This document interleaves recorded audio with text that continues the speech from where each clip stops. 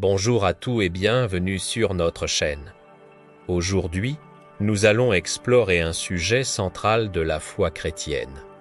Un sujet qui touche au cœur même de notre relation avec Dieu. La mission du Saint-Esprit dans notre vie, qui est-il vraiment? Et quel est son rôle au quotidien? C'est ce que nous allons découvrir ensemble. Le Saint-Esprit est bien plus qu'une simple force ou une énergie. Il est la présence vivante de Dieu en nous.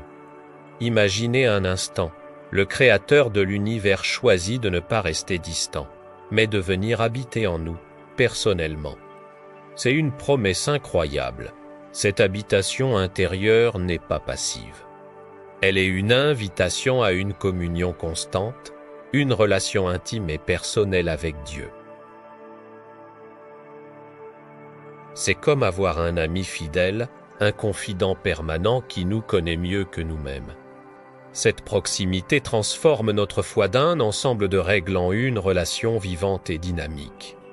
Le Saint-Esprit nous connecte directement au cœur du Père, mais comment naviguer dans ce monde complexe? Comment prendre les bonnes décisions? C'est là qu'intervient le deuxième grand rôle du Saint-Esprit, celui de guide et d'enseignant. Jésus l'a appelé l'Esprit de vérité. Sa mission est de nous éclairer, de nous guider dans toute la vérité.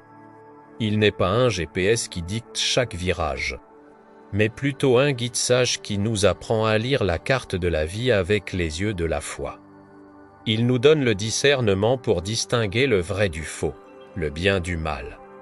Face à des choix importants, il nous murmure une direction. Il incline notre cœur vers la volonté de Dieu. C'est lui qui ouvre notre intelligence pour comprendre les Écritures, transformant des textes anciens en paroles vivantes et pertinentes pour aujourd'hui. Il nous révèle les profondeurs de Dieu, nous offrant une compréhension spirituelle qui va bien au-delà de la simple connaissance intellectuelle. L'une des missions les plus spectaculaires du Saint-Esprit est la transformation de notre cœur. Par nous-mêmes, nous sommes souvent bloqués dans nos vieilles habitudes, nos peurs, nos blessures. Le Saint-Esprit est l'agent divin du changement intérieur. C'est lui qui nous convainc de nos erreurs et qui nous amène à la conversion, à ce demi-tour radical vers Dieu, mais son travail ne s'arrête pas là, jour après jour. Il opère un renouvellement profond, une véritable transformation de notre caractère pour nous faire ressembler de plus en plus à Jésus. Ce processus s'appelle la sanctification. Il ne s'agit pas d'effacer qui nous sommes, mais de faire de nous la meilleure version de nous-mêmes, celle que Dieu a toujours voulu. C'est une nouvelle vie qui commence, remplie de fruits nouveaux comme l'amour, la joie et la paix. Enfin, la vie n'est pas toujours facile. Nous traversons tous des épreuves, des moments de doute, de tristesse ou de découragement. Dans ces moments, le Saint-Esprit remplit une mission essentielle, celle de consolateur et de fortifiant. Jésus là présenté comme le consolateur qui viendrait après lui.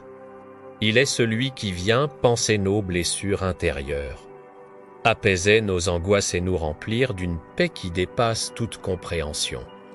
Quand tout semble sombre, il ranime en nous la flamme de l'espérance, nous rappelant les promesses de Dieu. Il n'est pas un soutien distant, mais une force intérieure qui nous rend capables de tenir bon, de persévérer face à l'adversité. Il nous donne la force de continuer quand nous voudrions abandonner, nous rappelant que nous ne sommes jamais seuls dans nos combats.